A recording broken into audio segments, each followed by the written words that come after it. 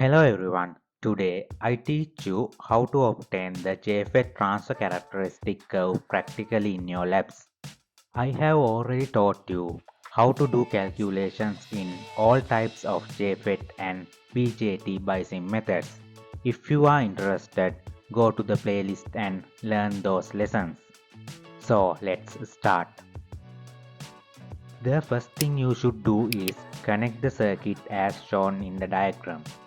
The V3 voltage source should be a variable source. Then draw this table in your lab reports. Then for a fixed VDS such as 5V, get the given VGS values from 0 to minus 1.6 one by one. You can obtain fixed VDS by changing the R1 variable resistor.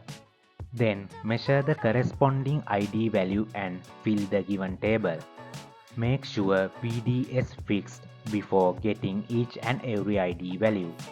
Then you have a table like this. Now you can draw the characteristic curve by using these values. Now you should have a curve like this. If you are interested, share this video with your friends and don't forget to subscribe and like. If you have any doubts, the comment section is open for you. Thank you and see you in the next video.